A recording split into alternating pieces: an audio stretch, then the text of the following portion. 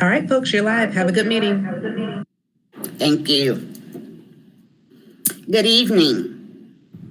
I call to order the meeting of the Joint Vance Task Force to order this October 8th, 2020 at 4:30 p.m. I am Orlean Simmons, co-chair, and I will be presiding this evening along with co-chair Deborah Miles.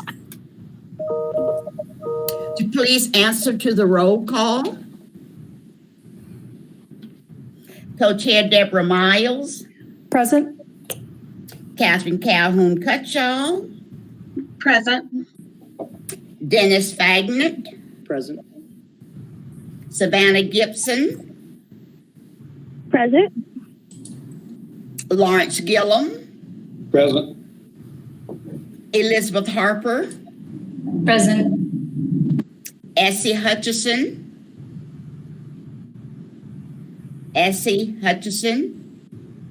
Carmen Ramos Kennedy. Present. Dennis King. David King. Present. I'm sorry. David Oh, good King.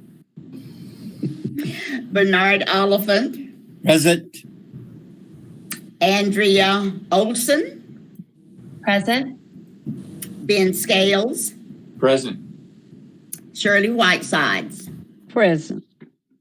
Thank you for answering to the roll. And I assume that we do have a quorum, so we will move forward. Before the vote on the minutes, I would like to say that we appreciate the presence of our alternate task force members and their willingness to serve. For clarity, I would like to review from the requirements for meetings and the role of the alternates, which reads, alternates are required to attend all meetings. However, they do not participate in deliberation of discussions or vote on matters. I would now like to ask if there are any additions or corrections to the minutes.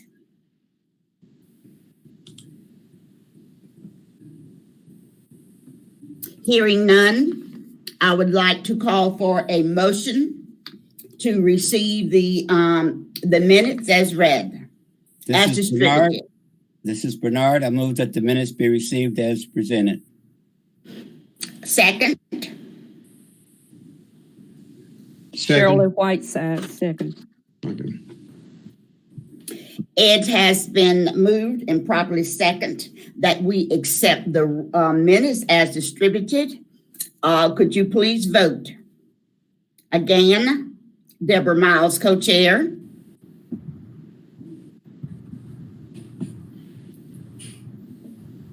Catherine Cutshall.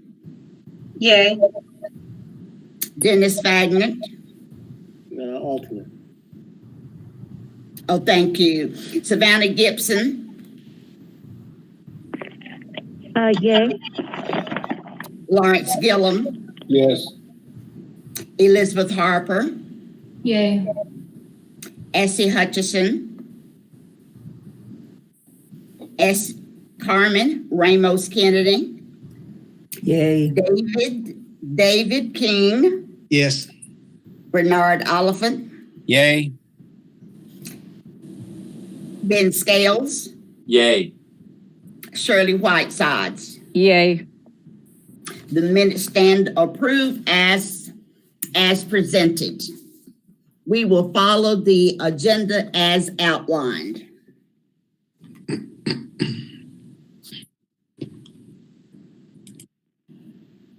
Cartina, I think that you have a review of action items and announcements at this time. Yes, ma'am. Thank you. Wanted to make sure you were ready for me to come on. Good afternoon, everybody. Welcome to our meeting this afternoon of October the 8th. We will follow the agenda as outlined. I'll be facilitating us through our process. I want to first start with giving just an overview of what we'll be discussing and focusing on in the meeting, and then we'll move right into our agenda. We will spend some time, as we have referenced in our timeline that we've been following. We have been engaging in some community history and community education, as well as clarifying community engagement process, and really making sure that we're constantly touching on that as we move along to engage the voices of the community and moving towards the process. That being said, today we will have an opportunity to, again, have a moment to review and discuss any recent public comments, any research or progress that we need to touch on regarding the timeline, and touch on some progress notes that we have seen thus far in the process and where there might be some additional needs. And then we'll have some targeted time in this in our meeting today in order to touch on community engagement, as well as the planning and review for the recommendations report at length, as we recognize that we are just about halfway through our process, and really zooming in on here. So that's the plan for today's meeting, and I want to first start by turning it over to the co-chairs who have some words for tonight regarding public comments that we have heard from the community since our last meeting. Thank you, Cortina. Yes, so Ms. Simmons and I want to make a statement about some of the public comments that's coming in from the community and has generated additional public comments in our public box. And we just want to revisit what is our primary purpose, the biggest lift that we have in decision making. So we'd like to read this statement. The Vance Monument Task Force is currently seeking and accepting input from the community about the future of the Vance Monument. The designs that have been submitted as part of public comment in no way represents a finding of the committee. It is our understanding that our charge, per the City of Asheville and Buncombe County resolutions, is as follows. This is the sixth whereas.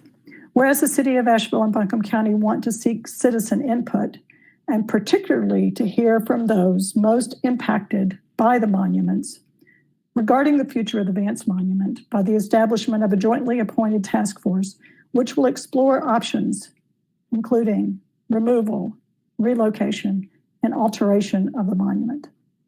Please be reminded that accepting community input has been a part of the decision-making process from the beginning of the task force's work.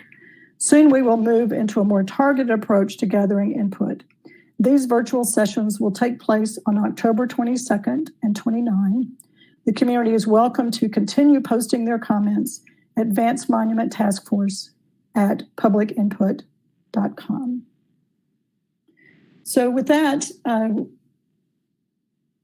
we would like to move into our agenda. Thank you, Co-Chair Deb Miles. So at this time, I do want to pause here to see if there's any points of discussion, questions from the task force members before we move into the next section of our discussion.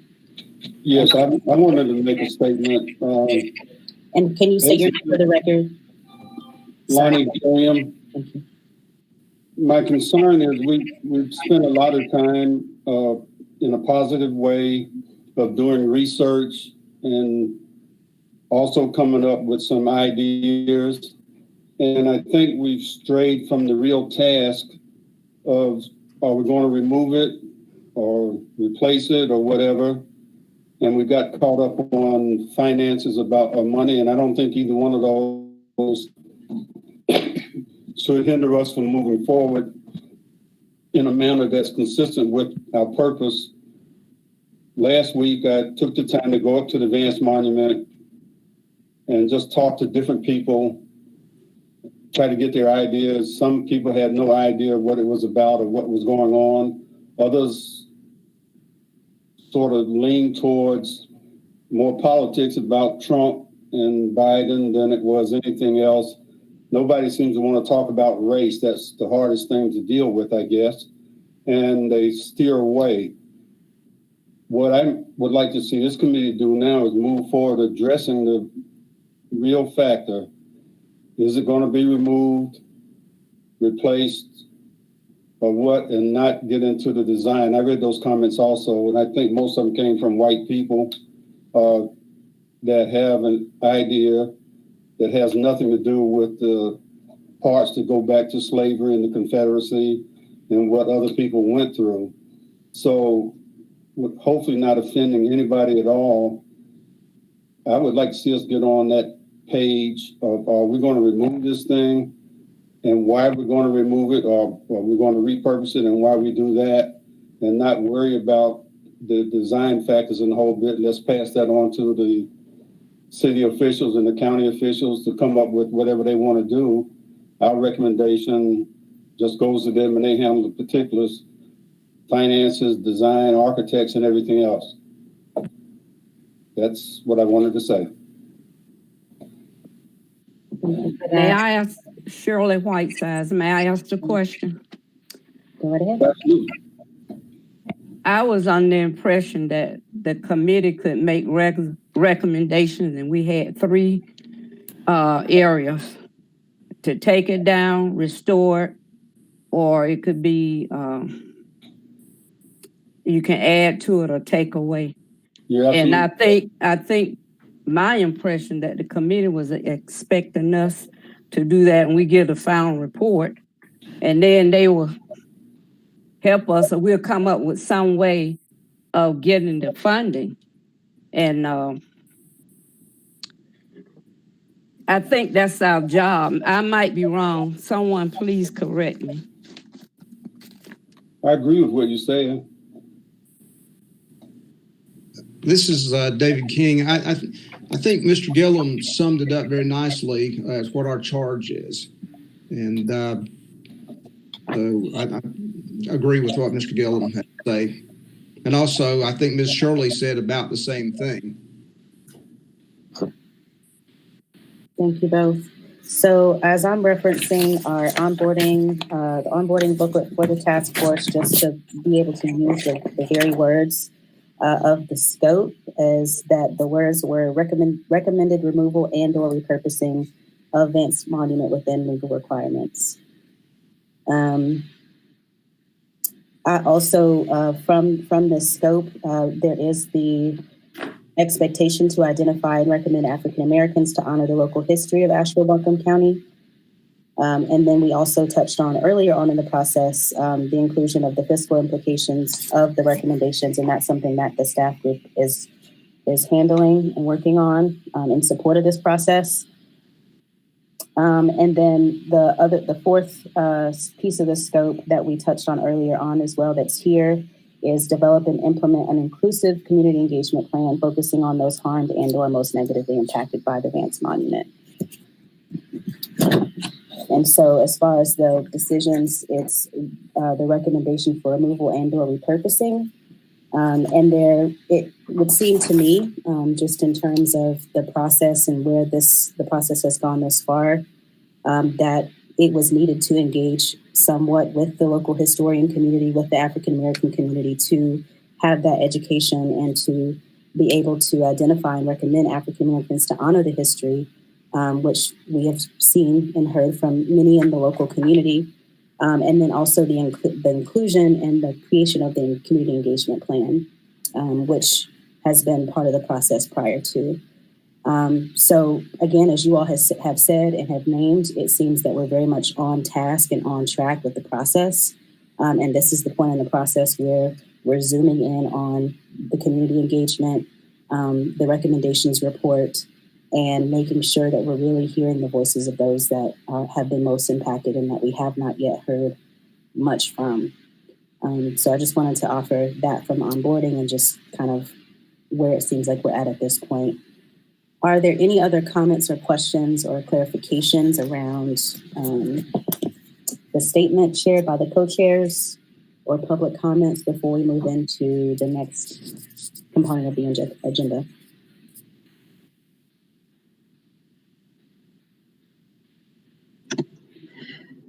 Cortina, this is Catherine.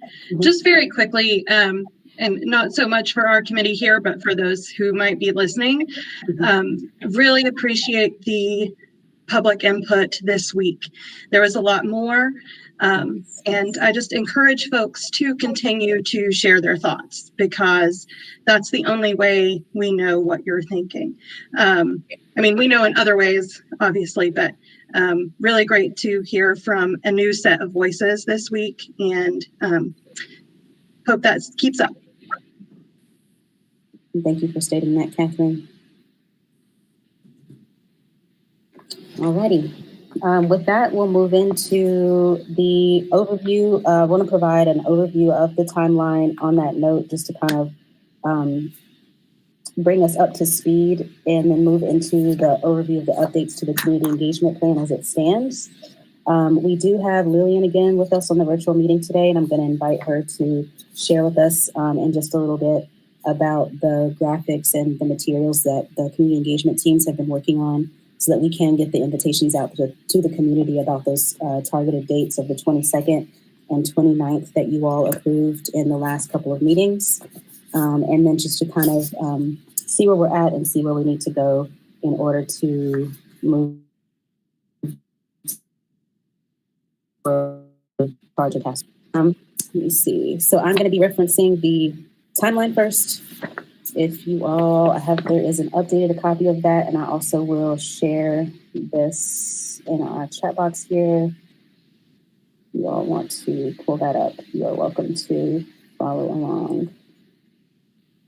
Okay. So I won't go into a lot of the details here. Basically, as an accompaniment to the process with the Vance Monument Task Force, part of what I've been doing is keeping progress notes that are a little bit more detailed than the minutes. My hope is that this is a way that we can capture what milestones or parts of the process have been hit or actualized, and so that there's a way to go back and see, okay, what actually has been happening, what have we been talking about, what's been learned, and then what's our pace to make sure that by the 19th, there is that presentation of the final recommendations report. Without spending a whole lot of time, I just want to highlight that beginning at that first meeting on September 3rd, that we did start discussing the additional groups to add to the community engagement plan.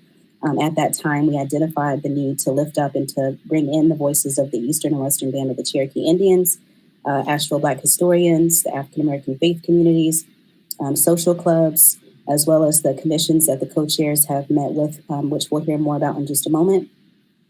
We also added sororities and fraternities to that engagement list, as well as the Preservation Society of Asheville and Buncombe County.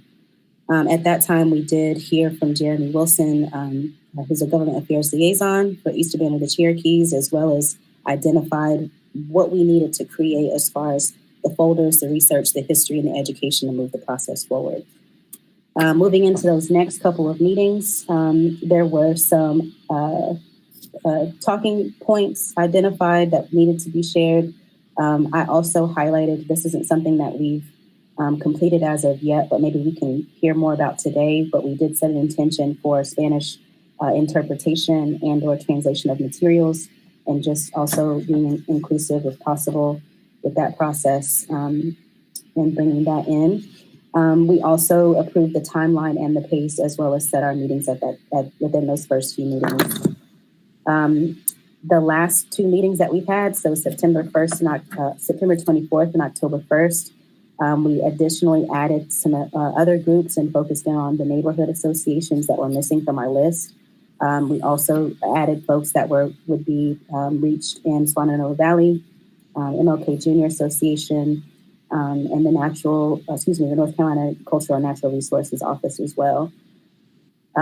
We heard the histories, as we have heard and named already, from the Indigenous community, the history of enslavement, the connections and stories around Pack Square Park and the Vance Monument, as a way to inform and educate both the task force and the community on what is needed and what is needed from this decision in this process. Last week, I also just want to highlight there was a good amount of discussion about how the youth or millennial community can be better engaged in this process, as well as hearing from the local artist community.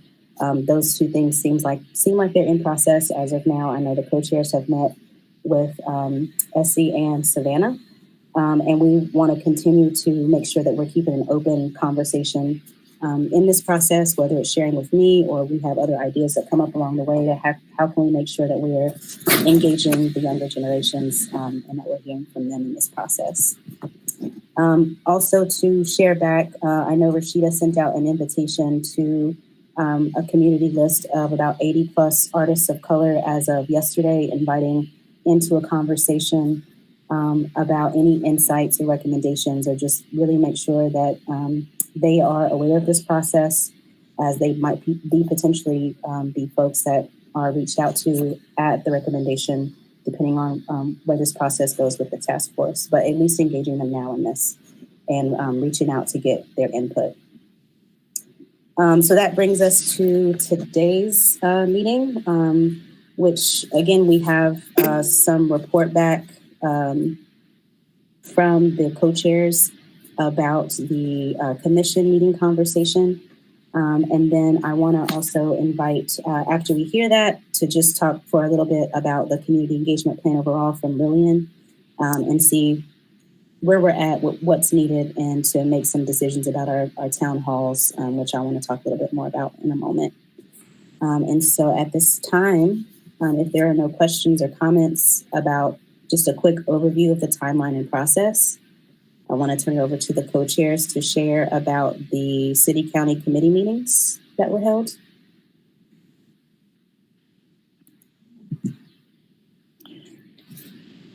So Ms. Simmons and I and a few others folks met with,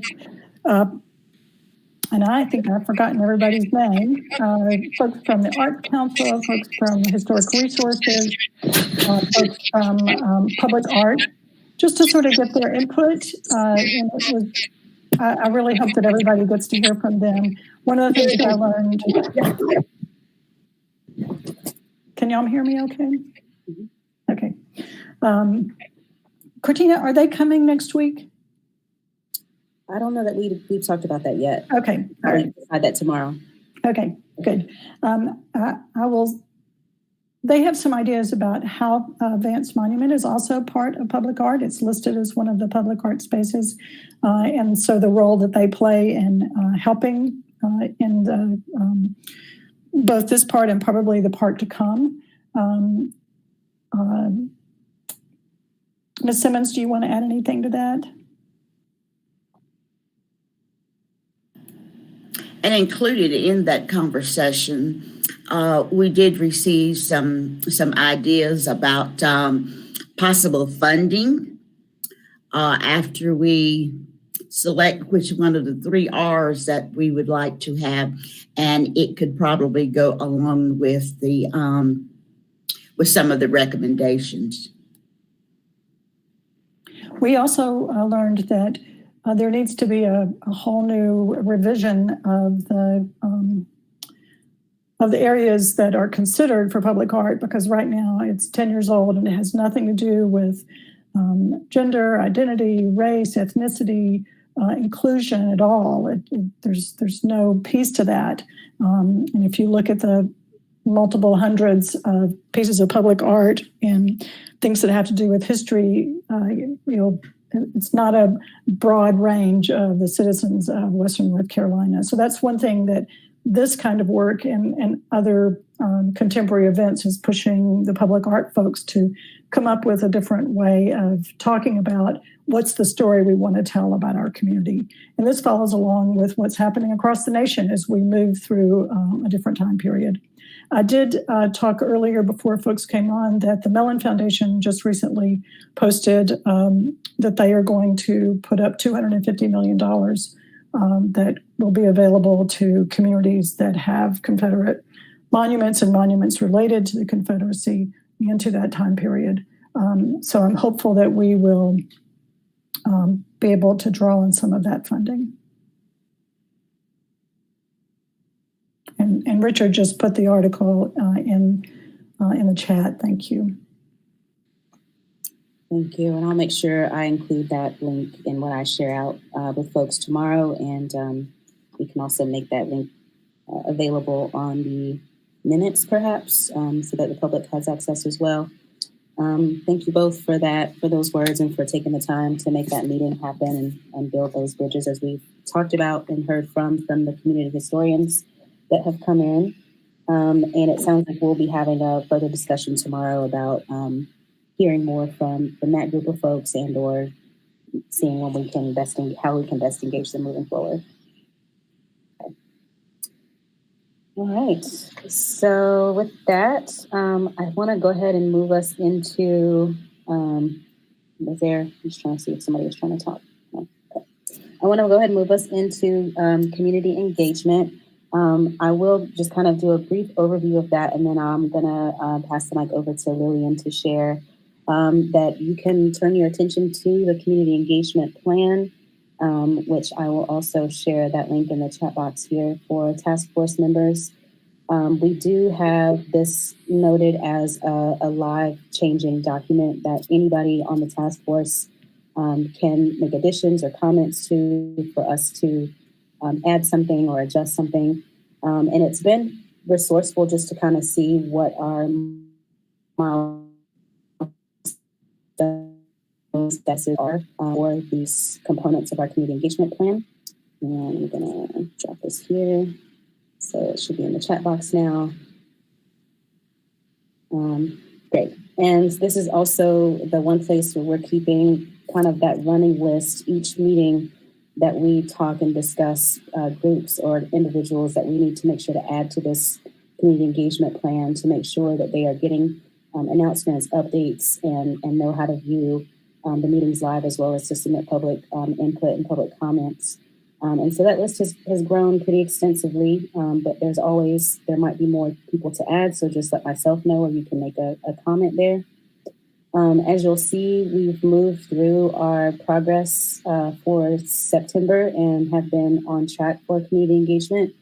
And at this point, we are moving into the month of October with our plan for the 2 town halls, which I hope to get more input and consensus from the task force about, so that we know how we want to design those in the best possible way. And also the continuous review of the public comments, as we've talked about in this meeting and other meetings, as well as who are those that we haven't been hearing from, and how can we engage those communities and those people better. So those things are all on track so far for this month. And we just have a few things to get on the same page about, to make sure that you all have the information that you need from the community to be able to make your final recommendation. So with that, I want to just turn it over to Lillian to share with us for a few moments. And I think if you have to present something on your screen, you're welcome to drop it in your chat box if that's easy, and I can present it, or you can try presenting it your way. Thank you. Yeah, given last time that I wasn't able to present. Mostly, though, this evening, I wanted to provide an update to the committee about the work that we've been doing with great intentionality around really engaging our community. Those flyers that this committee signed off on, we have been distributing out through our community engagement team to make sure that when folks are picking up food boxes through our community market program, they're getting information about the Vance Monument Task Force, how to participate, and getting that top layer of information. Beyond that, Rashida McDaniels, who leads our public engagement side at Buncombe County, has been doing really good one-to-one outreach, and she is on this call, and I'm gonna actually turn it over to her so that she can give you an update on all of the folks that she's been talking to and creating a committee to provide those regular updates to. Thank you, Lillian. Can everybody hear me? Okay. It's been a pleasure, Cortina, the list that you talked about. I reached out to everyone personally on that list by telephone call. I also sent the email out to all the artists, as well as many of our faith-based communities, over probably 70 churches, because I think that was a request. The only one that I missed was the North Carolina National Resources. So I'll make sure I reach out to them, as well as our sorority and fraternities in the community, our Asheville African American social clubs. And what we're going to do is starting this Friday at 3:00 from 3 to 3:45 is have a Zoom meeting. And what I would discuss is just give them a timeline of the current events of the task force and really push people to the site. I can tell you, I look at all the comments on a weekly basis because I'm the one who sends them to Nia, and you will be quite busy next week. We have gotten so many comments. It has been fantastic. We're reaching the most impacted people in this community, and you're going to have a lot to read. So I encourage you to sit down, get a cup of coffee. It continues, and it's just great. And that's what we want to continue to have, people pushing that message, because this is the time to hear someone's voice and what we need to do and making it all inclusive. So I'm glad to be a part of that. If you have any more ideas, please send them to me, and I'll make sure that we reach everybody. I like the personal contact, and then I follow up with an email. So I've reached out to everyone on that list. I've also reached out to our historic African-American communities and their associations. So we have people, probably about 25 to 30 people already signed up to be on that call on Friday at 3:00. So I kept it limited because I don't want to, I'm encouraging people to look at this meeting on Thursdays. They need to listen to this and give their input, because that's what you're asking for. So I think it's a great job. We're going to continue the community engagement and support the team. So let us know how the CAPE team can support this whole initiative. Thank you. Are there any questions about that? Thanks. Thank you so much. That was a really riveting update, Rashida. Thank you for being here and for sharing that. No problem. Just open it up to see. I think Mr. Bernard has a question or comment. Go ahead. Rashida, this is Bernard Oliphant. Yes. And I'm very interested in some of the contacts you made to the Black community, especially to the fraternities and sororities who you contacted. Okay. Because I know that I am Black and I haven't heard from any of you. Thank you. Are you in a fraternity, sir? Are you referencing that? Say again. Are you in a fraternity? Is that what you're referencing? Yes. Okay. Which fraternity are you in? Omega Psi Phi. Okay. So I did talk to Commissioner Whitesides. Okay. And I told him that information. So I was requesting that if it's the president, to send it out to his brothers, the sorority, send it out to your sisters. I have reached out to the Delta Sigma Theta Incorporated, Alpha Kappa Alpha Sorority Incorporated, Zeta Phi Beta, Omega Psi Phi. I have done all of that last week. I also reached out to Mr. Gilliam because he's the Alpha Phi Alpha frat. And I want to make sure I'm not missing anyone. But I did talk to your brother, Commissioner Whitesides. And may I suggest you talk to Ron Scott, and Okay. I will send you his information on the Masonic side of the house. Okay, I will do that. I also sent information to the SSRs because I'm a part of that as well. So I will make sure if you give me that information, I will send it to the Masonic. And there's another information that you might want to contact, which is known as Black Men's Monday. Okay. Mr. Brian Oliver. Would you email me that information, and I will make sure I contact them by telephone and send a following email? I'll be happy to once I get your email. Thank you. Okay. Cortina, would you send him my email, please? Absolutely. I'll make that contact happen. And I just added Black Men's Monday to the community engagement list. Thank you. This is Shirley Whitesides. Delta Sigma Theta received our information. Thank you. Awesome. Thank you for that confirmation. I'm going to get on it, Bernard. I promise you. Send it to me. I'll make sure it happens. Thank you, Rashida. No problem. Okay, so were there any other questions or comments for Rashida on what has been shared before we move into another aspect of our community engagement?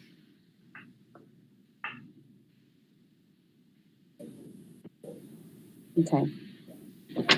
All right. All right, thank you again, Rashida. Lillian, I want to just check with you really quick. Do you have any graphics that you wanted to share for the upcoming town halls, or is that going to be dependent? Are you going to work on that after this meeting, or do you have something to share with us right now? We're going to take your direction from this meeting about the approach for the town halls, and then use that for our messaging to generate. And what we'll do, all of those wonderful organizations and individuals who Rashida has made contact with, our first step once we have our town halls solidified will be to go back out to those communities that you all have identified in the communication and engagement plan, and make invites to them to join those town halls as well. Got it. Okay. Thank you very much. Great. All right. So let's go ahead and move into the conversation about the town halls then. So there was a conversation our last meeting about how we wanted to let's have those set up. One of the things that we did discuss was the option of having it be hybrid. So having it be both physical for some people in the community, if that was more accessible, and also having an online connection option. This conversation as an exchange between myself and the co-chairs, and just the staff group wanting to best support this process so that people have enough notice and that it's accessible for the communities we need to most hear from. So I just wanted to bring this question back to the task force. And I know there was also a question around safety, and so not necessarily just with public health, but just with physical safety and being mindful of this process or any concerns that people might have about that. So I just want to kind of give a little bit of an overview of the two kind of directions or ways to move forward, and just discussion, questions and comments from the task force. So one of the options, or the option that we had landed on that seemed that it would be the most accessible last time, was the hybrid option, which would be online and in person. If it's going to be in person, we would have to limit it to about 10 to 12 people at a time, which means that we would need to ask people to RSVP or register with us in advance. That would probably look like us getting an invitation out as soon as tomorrow, because I think we're exactly out 2 weeks as of today.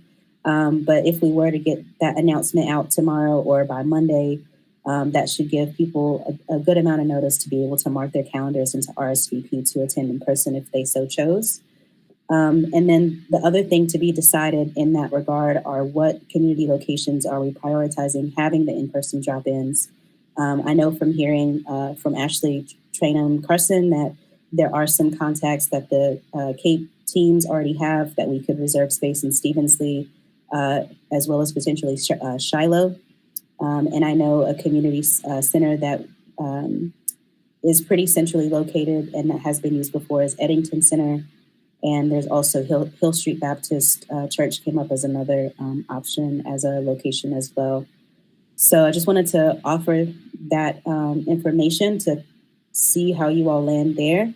If we do go with the hybrid option, we could have a live public comment during the meeting via phone, which would essentially mean that we're having a live meeting, and the meeting agenda itself would just be focused on people calling in to the meeting, offering their public comment, offering their questions, offering any input, and engaging with the task force in a more direct way, as opposed to us not being able to do that in person. We also talked about the potential of coordinating laptops.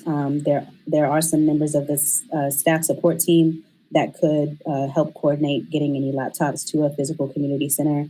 If people are able to get to that community location and there's a laptop there to stream the meeting, and there's another way that they could engage in real time, that's also another option if we were to kind of say this is hybrid. The other option with that is that we go just solely online. So being solely online means that everybody in the task force and anybody that's engaging publicly with this process or part of this process will be virtual. So whereas if we had this at a community center or the town halls at a community center, there might be, a speaker or people there physically in person to build relationships with the community, to help people fill out physical input forms and that sort of thing. If we go just the online version, we're going to just be asking people to phone in or to engage on the website or to watch the meeting and to engage with the process that way. We still could go the route of having some laptops available at certain community locations if that's an accessibility issue. But once again, we would just be looking at having you all as a task force and other people supporting the town halls be engaging with the public from online on the screen, basically. And so I want to just pause there to see if there are any initial thoughts or discussion from the task force on preferences. And again, this conversation just came back up for us to discuss and get consensus from you all about. I know there were some concerns about safety and access and things like that. So we just want to make sure that we're all on the same page and we have a plan that we can execute on. Cortina? Yes, sir. Based on what we're dealing with in the time frame, I think it's best that we stick with the online version and make it less complicated that way. We can certainly get the word out that it's going to happen, take place, have everybody made aware of it. And if they have enough interest, they'll find their way to tap in and we do it online. And will you state your name for the record? Lonnie Gilliam. Thank you. Thank you for that, Lonnie. Other thoughts or comments from the task force? Ms. Shirley? Shirley Whitesides. I agree with Lonnie Gillum. David King, I also agree. I think for time and safety, and as far as going out somewhere, we still have COVID to contend with. So. Yeah, this is Liz Harper. I would agree. I think if even one person were to get sick as part of these efforts, I think that would be a shame. And so and I did have a question though. If we were to do solely online, we still could have a live call-in for public comment. Is that correct? I believe so. I wonder if, I know Ashley Trainum Carson, do you know the answer to that, Lillian, of how that might work? We could. Yes, we could. Okay. I'd be very in favor of that. I think this task force is a direct result of listening to public comment across Asheville and for a lot of people that called in and talked to city council meetings. And so I think that it would be only fair for us to also extend that opportunity as a part of that. Mm-hmm. Great. This is Catherine. I also agree with everything everybody's just said. I do have concerns about barriers to access. And so I just want to make sure that however we advertise this, that we ensure that the call-in, the phone option is really well advertised, that that's a thing that, that's a piece where if you don't necessarily have internet access, you can still participate. And it sounds like the hybrid option is kind of waning, but if we did want to provide places for folks to access a computer for this purpose, I think, finding some laptops. I know the library has sort of loaned out our laptops for the duration of COVID to different places.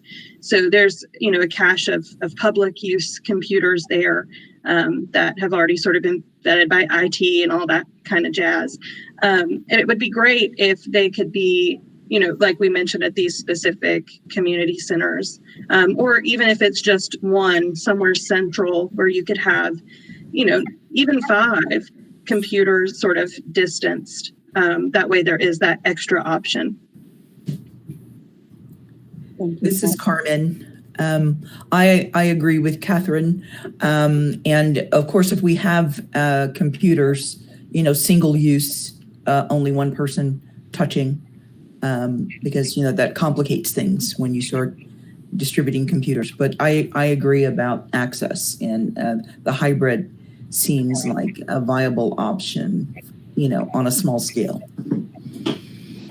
Mr. Bernard, I see you next. If at all possible, can we ensure that 99.9 FM and 100.7 FM, which is WRES, get the word so that they can reach people that we normally will not reach by computer? But the radio is definitely another way to reach out and say, this is where we need your public input. Mm-hmm. Great. And so, Mr. Bernard, just to kind of hear that clearly, are you thinking a PSA that could be shared with those radio stations about the input process, or something that's specifically physically there? We probably need a quick PSA so that they can understand that we're working hard to do what they want and include everybody. Mm-hmm. Got it. Thank you. Did I see another hand? Okay. So it sounds like what we're hearing based on that discussion, and again, thanks for y'all's input on that, the virtual online option as far as the meeting functioning is preferred with the call-in option, and that the call-in option be made on any flight materials that go out by the Cape teams, or any ways that we're sharing this information, that we also get PSAs out to local Black radio stations or radio hosts even. And then that we also have laptops that are accessible for people who might have barriers to tech set up at some of the public library locations, and maybe a few community centers. Katina, yes. This is Bernard again. As many of the members have already expressed, if we take laptops out, we also need to make sure that sanitizing equipment and materials are available. As soon as one lets the laptop go, it needs to be wiped down for the next person to approach. Got it. Okay, so I just want to take this opportunity to check for consensus on that plan, on the things named from the task force. And if you have something else to say, or you dissent, you can also vote that way, but just want to check in. Okay. All right, so you have that plan in place. Thank you all for that. On that note, we did have a discussion about public input boxes, and it seems like with the laptops being accessible, that might actually be a better way to go, so that people are still inputting their information in a digital format, as opposed to the physical copies of the information having to be translated or figured out at some point later. And also another concern with the physical input boxes that I thought about was if there wasn't really a way to secure those boxes down, and not securing in a way that people can't access, but how do we make sure that, things aren't getting taken out and we can read what people have wrote and that sort of thing. So I will bring that conversation back to the co-chairs tomorrow in our meeting, as well as the staff group. But it sounds like having sanitizable, accessible laptops at community locations and public libraries would be a beneficial process. So I'll follow up on that. The next part of our agenda that we'll go ahead and move into then. Cortina, if I could pause for just a second. I wanted to ask the City of Asheville Attorney Brad Branham to respond to a concern about the input of alternates in the conversation. Brad, could you share your comments with us? Certainly. Thank you, Ms. Miles. I'm happy to do so. The most important rule when considering the alternates is that they should not be included in any of your votes. Right now, they are there to serve in a full capacity only if a slot opens up. The most important aspect of everything that you do is reflected in your voting, whether that's just a procedural motion or more of the substantive motions. So alternates should not be voting. The second concern would be whether or not they should be participating in the discussion. The general rule, the default rule, I should say, is that alternates usually do not participate in the discussion. However, there is no specific prohibition against the task force deciding that they want to take input or include input in your discussions from those alternates. Certainly, one of your charges as a body is to gain public input. And those alternates, just like every other member of our community, have the ability to add their input. So because we are not restricting the input directly to those active members, I do not believe there would be any limitation in this body, including them in the discussion if they chose to do so.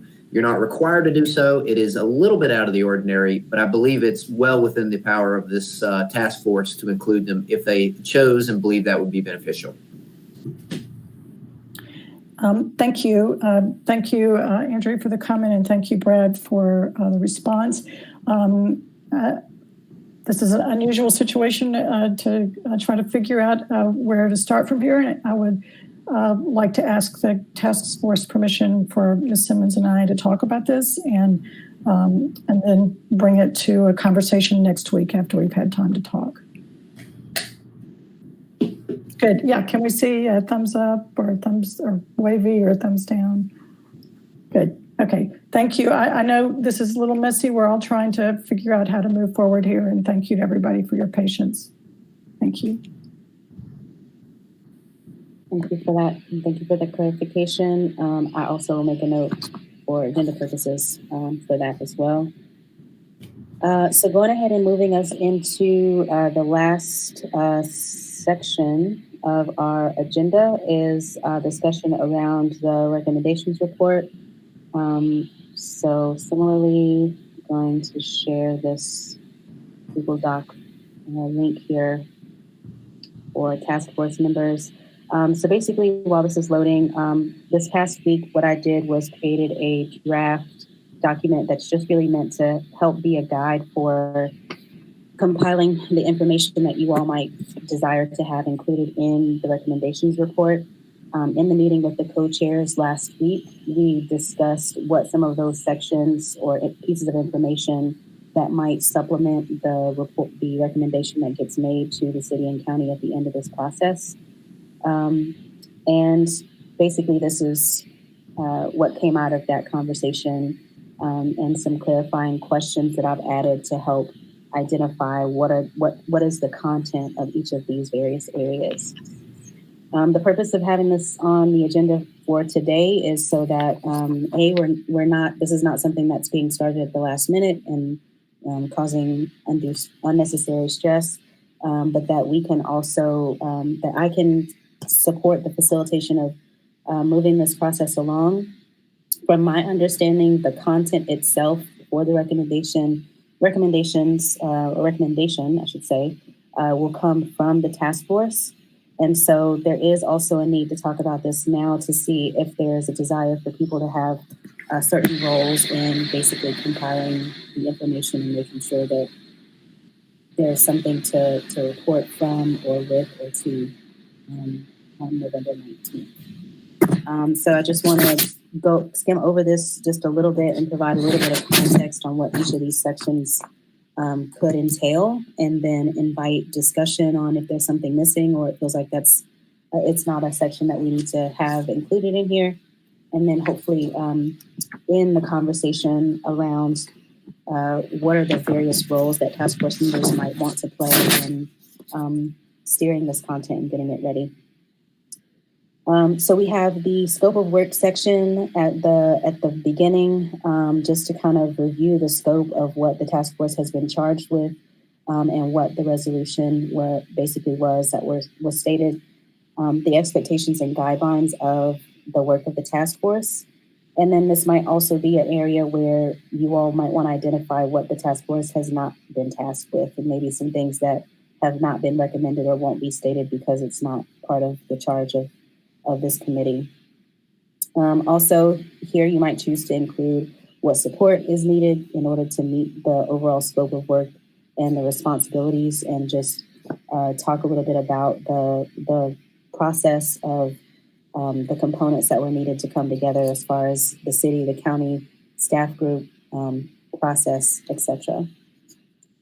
The background section, so this is, again, it might be where the resolution lives. I did include a copy of the joint resolution with that language already in there, so that does stay pretty centered in the recommendations report that gets shared out, and that just understanding who is being centered and why, and again lifting up that it is the intention is to center those who have been most impacted by the Vance Monument. Moving into timeline and progress. So we've talked a little bit about the progress notes already, but Katina, may I ask the question, please? Yes, please. Before you go to timelines, our discussion started today about our charge as far as resourcing and financing the rebuild or repurposing, whatever we do with the monument. I think that should be definitely entered on this particular recommendation report that goes back to the council, because from my view, I don't see where we were charged to finance whatever we decide. Okay, thank you for that. So you're saying, so I heard to add a section for the financial implications in the recommendations report, but also you don't see that the task force was charged with financing it itself, just to provide the implications of the. Absolutely, thank you. Thank you. Got it. So I did add that section in here on my written copy.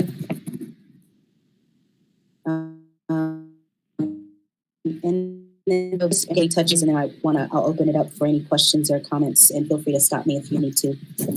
So timeline and progress, just naming what took place, any sort of progress notes that you all want to share from the progress notes that have been compiled so far, the decisions that needed to be made to move toward the ultimate decision for the recommendation, and what the process looked like to move to that final recommendation. This might also be where you all touch a little bit on how some decisions were made around community engagement initially, as well as leadership.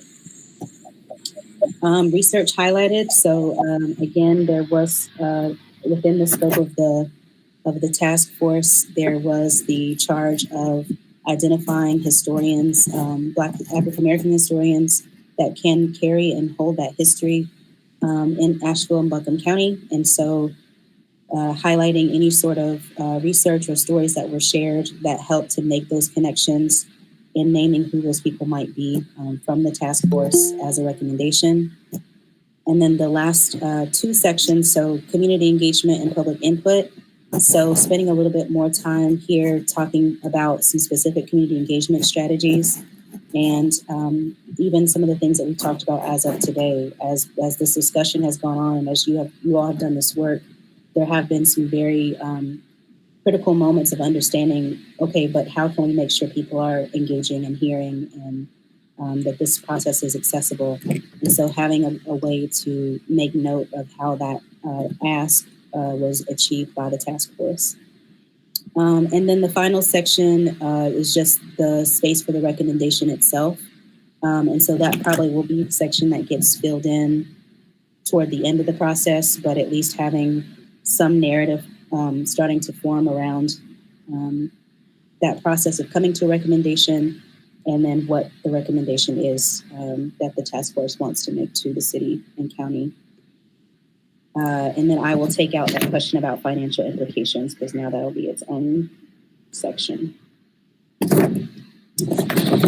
So I'll pause there to see if this feels like something that it will support you all in starting to move toward this process. Are there any sections or components that need to be added here that might be missing?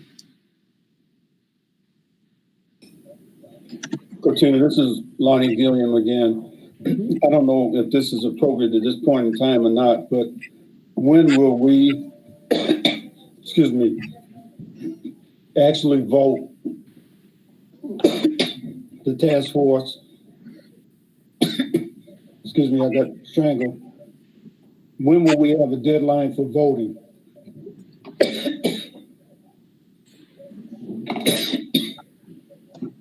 Thank you.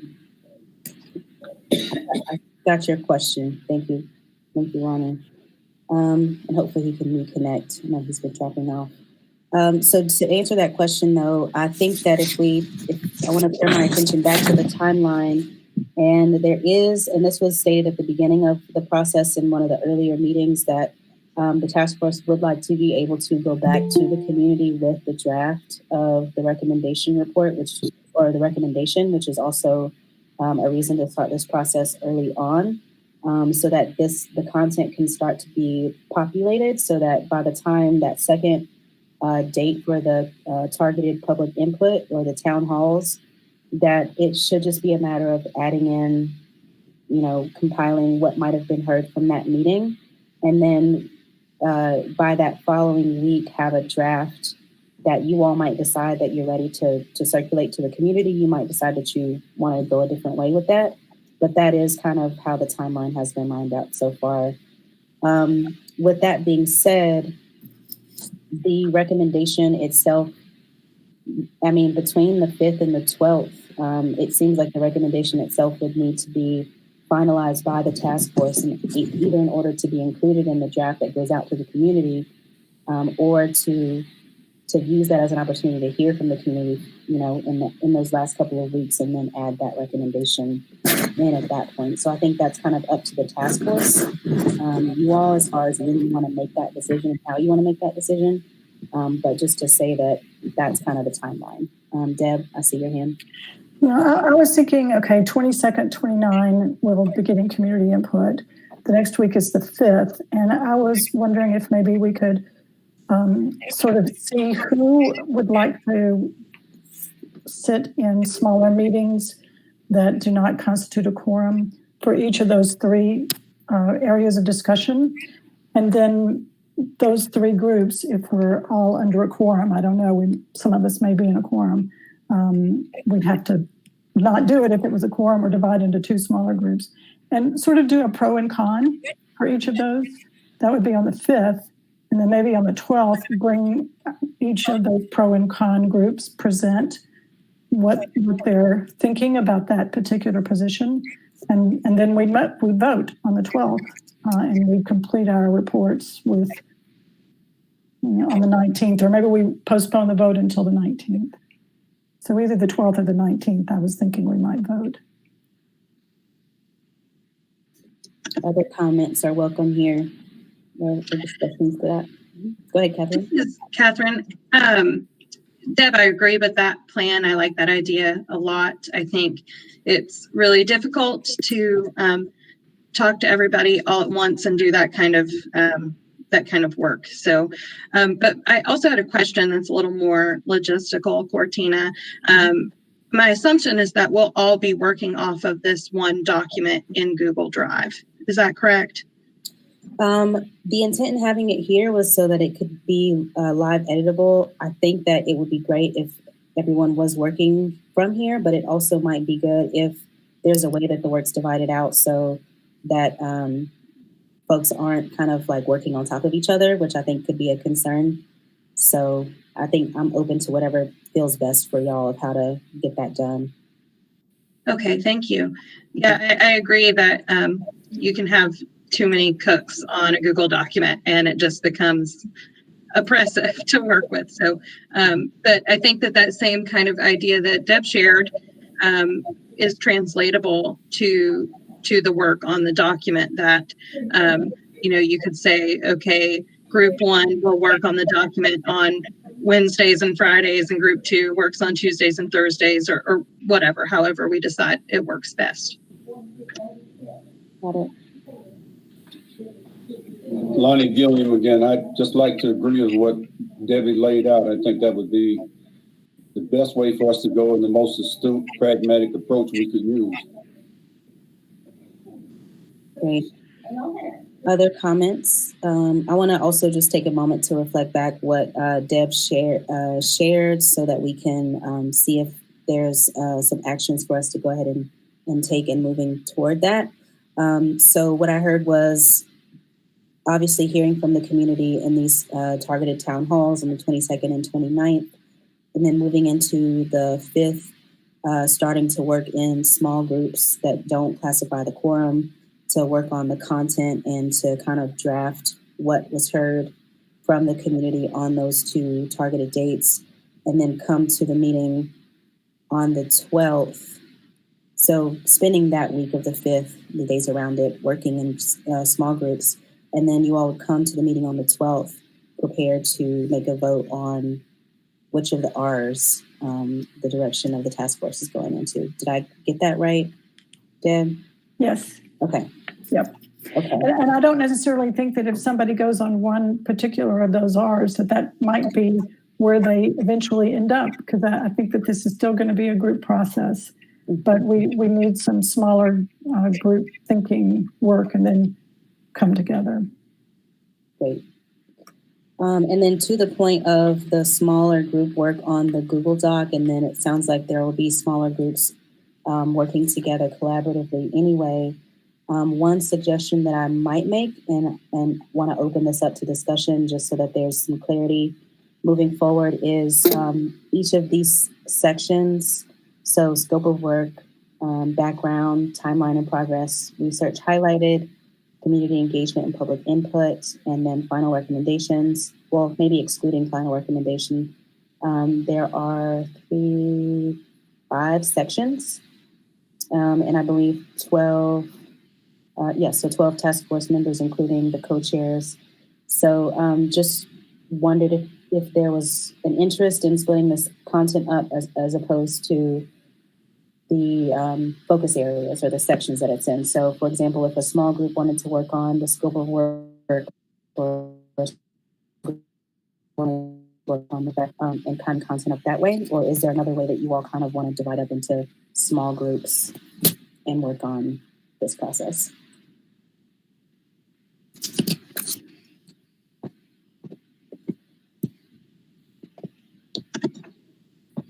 Or are there people that feel like they want to work specifically on an area without needing to decide whether or not it's a small group? I think the question really is, what role do task force members want to have in creating the content needed for the report and drafting that? Cortina, this is Catherine. I was just going to offer myself to do background to work on that, and if there's any other places I can contribute. But happy to have other people work with me, but just to get the ball rolling, I'll be happy to work on background. Got it. And I'll add your name. I'll add names as comments to the section on the live Google Doc, if that's helpful. And then also share that information out in the report from today.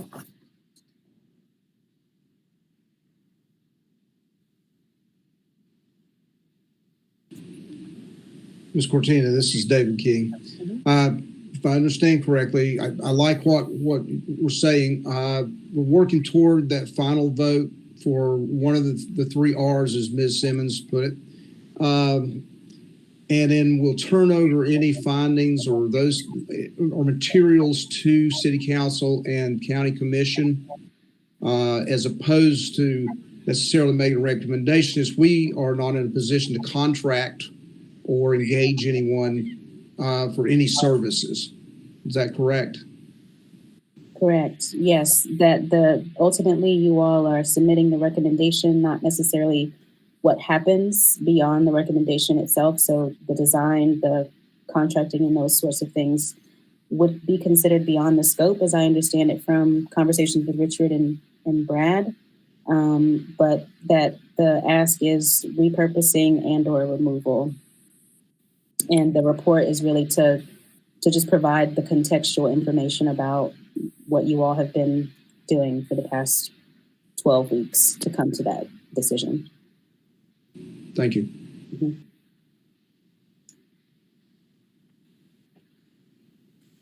Are there any other task force members who at this time feel like they can contribute or want to contribute to a certain area of content besides Catherine? This is Liz Harper. I'm happy to help write any of them. More than happy to do that. One thing I've been thinking about is that as we gather all of this public input, we should probably kind of quantify it and show kind of this is kind of the division of opinions and that sort of stuff. Is that something that someone is working on? I'm happy to do it. I'm might not be the most scientific method, but I'm happy to do some of that. I think that's important that we present that way. I wanted to see if there's any work being done toward that. All right, great question, Liz. And I can certainly put you down for that. That's actually a great point. That would be part of the community engagement process. The town halls is compiling what is shared from the community. Right now, there is, I guess, the Word versions of the public comments that you all are getting each week. But at some point, maybe it would be good if you had a process you wanted to use or others that work with you of showing that data in another way. And then that can be added to this section. So I can put you down for that. And if I can help her with that. This is Carmen. I've been color coding, repurposing and removals, just going through and putting a color code on them. Got it. I'll have you two down for community engagement and public input section. Got it. Thank you.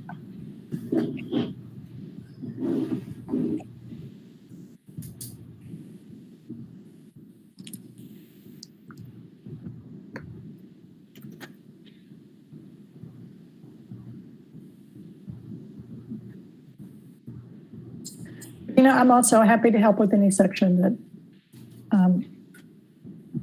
with any section to work on. So we can talk about what's left once we get rolling. Okay.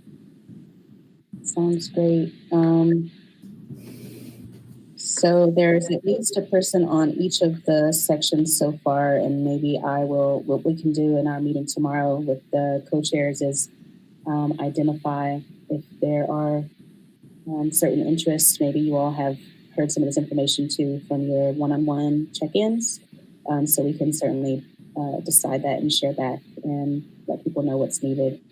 I also wanted just to name, as far as the document itself, that maybe what we can do is if people can download a copy of this or make a copy of this draft Google Doc, and then just make a copy for yourself, on your computer, or you want to use a Word document version of this. And then once you have all of your content is updated, or you want to make updates to this live document, you can feel free to send that to me. And then I can kind of just make sure to go in and format, add the content and make sure it doesn't get crazy formatted, and that it's all clear and legible and all that. So I'm happy to help with that process. Okay. Are there any other questions or comments? Just kind of open the floor up at this time to the task force overall. We're pretty ahead of schedule so far today. So I just wanted to see if there's any other discussion about progress or our timeline or the plan for town halls or anything that has been named before we move into our adjournment process. So just any general discussion at this point about any of that.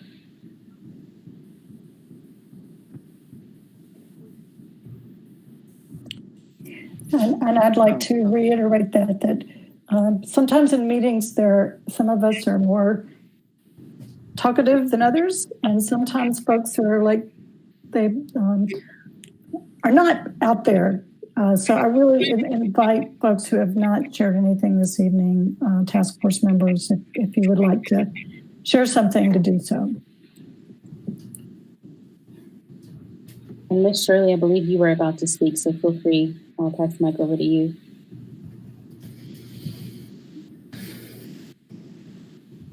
Oh, you're still muted, Ms. Shirley. Yeah. There you go. Shirley Whitesides. I was going to ask, with the research part, which direction will we go in? I know we talked about African Americans who made a contribution, and then we talked about focusing on various cultures in the Asheville area, back the Native Americans up to the present time, or people who have an impact. So what direction would we go in if you're going to do research? Because in the beginning, if I'm not mistaken, I think you mentioned something about African Americans, and then we were trying to say it should be inclusion. And I'm just asking how much research is needed, and are we going in the right direction to fulfill what they asked for? Thank you, Ms. Shirley. So I just, again, I'm referencing the words since they're here, that the scope for the task force members, scope and expectations for task force members are to identify and recommend African Americans to honor the local history of Asheville and Buncombe County. And so I think that definitely the research piece should hit on that scope and expectation is the way that I read that.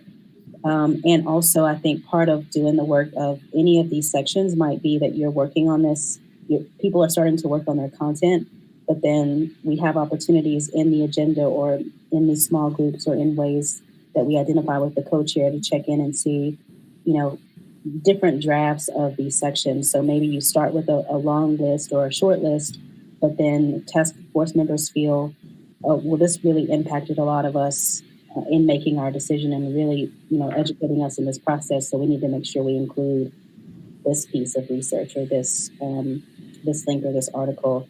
So I think some of that will be flushed out as we move along over the next few weeks.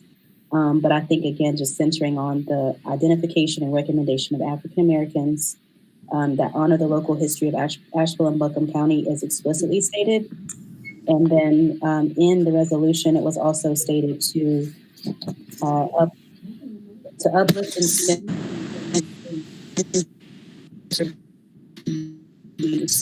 and yes. So it does also say, whereas it is the intent of the governing boards of the city of Asheville and Buncombe County that these monuments be replaced or altered in such a manner as to honor the local history of African Americans. So I think, again, that will be the focus. I'm willing to work on part of that. I've done some research, and then maybe based on our conversation over the few weeks, we can recommend that we need to extend it beyond African Americans so that it will be inclusion. If the monument stays, everybody will be happy. So I'll be willing to work on that. Okay. Help someone, or they help me. Okay.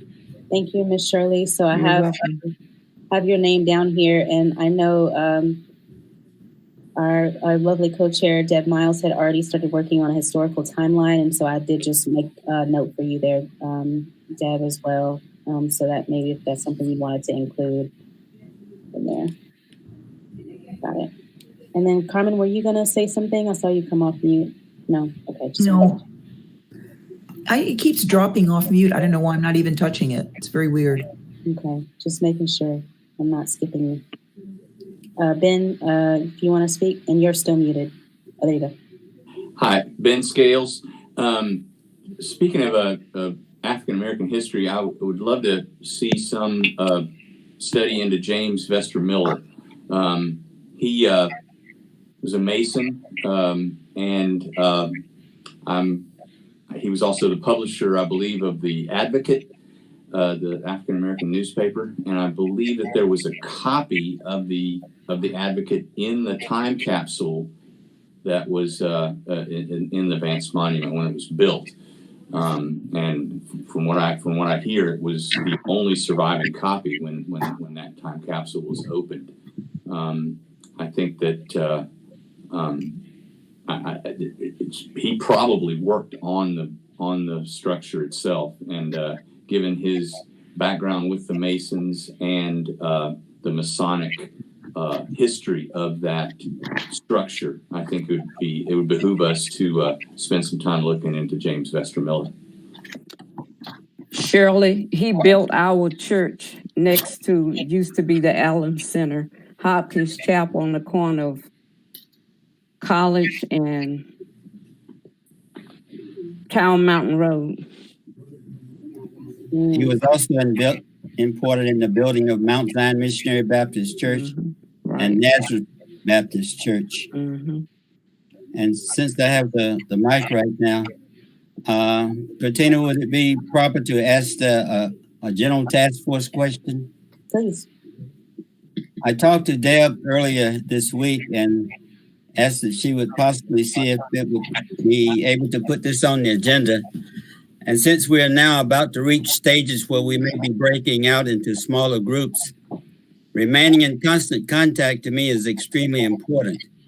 And I think it might be appropriate if we could all possibly have a telephone listing of appropriate members so that we can stay in touch and we can contact other members during our discussions if necessary.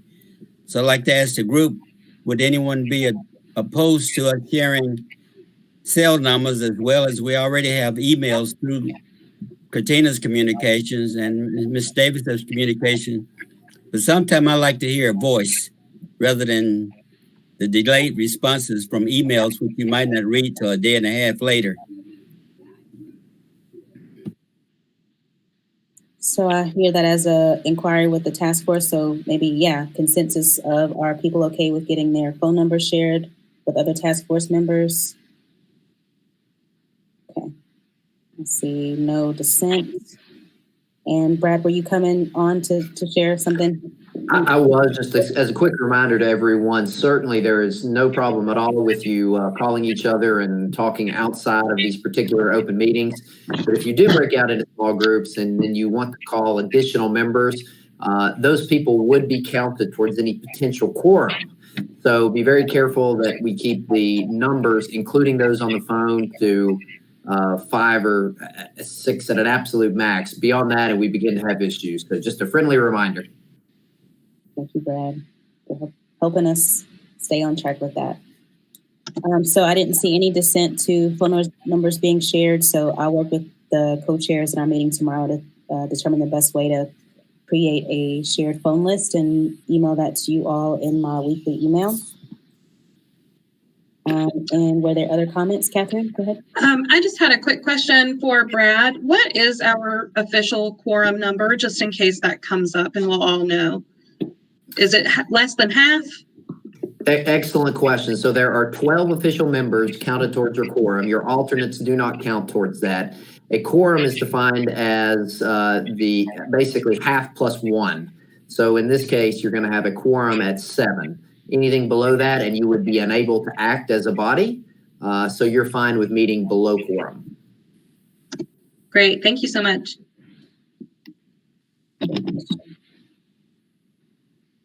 On clarification, Shirley Whitesides. The statement, did it say African American or African Americans? It says, I'm going to know this by heart by the end of this. Identify and recommend African Americans. So multiple people. Mm-hmm.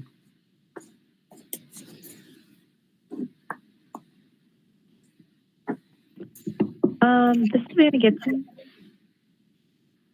I wanted to make a comment. Mm-hmm. Okay, cool.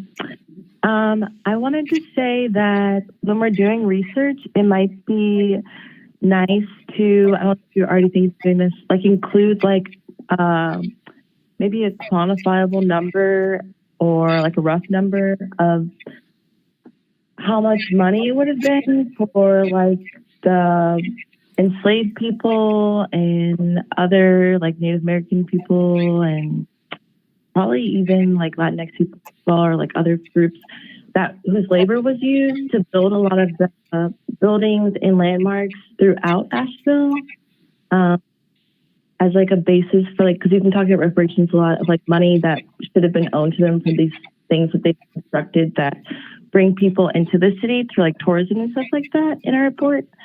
And then I also wanted to say that I'm really excited that we're going to start engaging with people soon. And I'm really excited to hear what other people are thinking that we should do with the monument. That's it. Thank you, Savannah. And so I heard you mention adding in quantifiable labor for some of the historic buildings or things that have been mentioned. Maybe you were mentioning that in correlation with James Vester Miller or other buildings that we know of. So I made a note of that. And that could be something that is potentially shared in that research section. And then also, process moving forward. So thank you for that.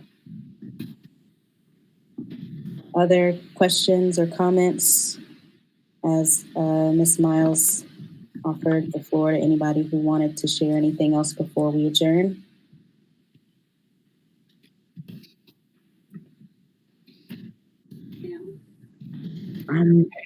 Sorry, I have a question. This is Esty. I was wondering with all this research that we were doing, what's the end goal for this research? Like, is it for the monument to be taken down or not? I'm just wondering, like, I'm not trying to say that it's not, what's the word? It's not valid or anything. I was just wondering what's the end goal with all the research that we will be doing. That is a great question. I wonder if the co-chairs want to take their take on that.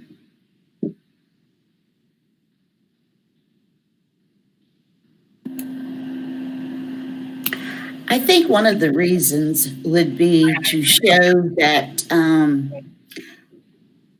what all we did, what all we learned, or what we collected in order to make this decision. I think it would be a sum total of how we spent our 12 weeks. And also, I think it helps us to make a decision as well. Katina? Yes, sir. Mr. This is Bernard, and I'd like to add to what our chair just spread with us. It is to demonstrate our due diligence in coming to our decision or our recommendation. Thank you for that. I have a question. So in our report, because in my understanding, we're supposed to be making a recommendation based upon what the community wants to see, and more specifically, what those who are most affected by the presence of the monument and what it represents want to see. So should our report consist more on and focus more on community engagement and looking at what the community wants to see first off, and then finding data that supports or research that supports what they want to see? So like, let's say they want the monument to be taken down. So we would be like, well, the city might be like, it's going to cost a lot of money. And so we would be like, well, we're trying to repay the debt from all these enslaved people that pretty much constructed this whole tourism industry that we're based upon. So they kind of deserve the money. And then we would say that there's other cities who are case cities who have done the exact same thing, and they've seen an increased wellness of life, people who are brown with X, Y, and Z. Instead of focusing on like a biography of the individuals who the monument's like tied to, like Vance himself? Mm-hmm. Or do we want to like just focus on the backstory and the history of people who are there and kind of use that to like support our thing? Mm-hmm. Thank you for that, Savannah. I want to invite that conversation hopefully roll us into the next agenda. That as we come back next week, that we have an opportunity to drill down in on what are the specifics of the things to include in these sections. And I like what you brought in and what you named about what's influencing what. And I think as Mr. Bernard shared, as well as Co-Chair Simmons, that the research is to show the due diligence and the work, the homework and the education of the task force. And so that can be stated in a way that isn't necessarily centering those that it's not centering those whose stories we know, but that it could be focused on the stories and the histories and the experiences of those most impacted. But I do think that could be a longer conversation, hopefully. And then maybe also the people who will be working on that section can be keeping that in consideration of what kind of research and history you all share. And then I think the last thing that I'll say about the community engagement piece that you mentioned as far as the report goes is that I think the hope would be that the community engagement section does show what happened as far as community engagement and also name some of the people that have come in and provided some history and some education and context also as people that were engaged because they're also part of the public. And even though none of those people were necessarily tasked with providing their insights to you all, almost all of them provided some insights or their opinion on what should happen along with their history and their research. So I think both will inform each other and hopefully it shows up that way in the report. But all of that to say a lot more to talk about that. And I'll make some notes to make sure that we drill down on that next time. And with that, I'll go ahead and turn it over to the co-chairs for adjournment if there are no other comments or questions. Thank you, Cartina. Ms. Simmons, would you like to say anything before we adjourn? No, just adjournment, please. Wonderful. My name is Deborah Miles, and it is now 6:02 on Thursday, October 8th, and this concludes the Vance Monument Task Force, and we will do that by voting to adjourn. So if you approve, do I have to get a motion and a second to approve? Yes. I do. Okay. Do I have a motion to adjourn? This is Bernard. So moved. Do I have a second? Shirley Whiteside, second. Thank you. We have a motion and a second, and I'm going to call roll to dismiss us, and I hope everybody has a good rest of the week. Chairperson Orlene Simmons. Aye. Catherine Cutshall. Aye. Savannah Gibson. Aye. Lonnie Gilliam.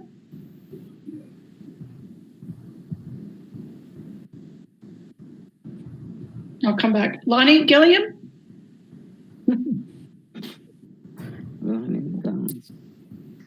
I'll come back. Essie Hutchinson. Yeah. David King. Yes. Bernard Oliphant. Aye. Carmen Ramos Kennedy. Yes. Ben Scales. Aye. Shirley W. Whitesides. Aye. And I'll give Lonnie, turn off your microphone, Lonnie Gilliam. I can see your microphone go off. I'm going to take that as a yes. So we are so adjourned. I hope everyone has a good evening and a good week. Thank you. Continue.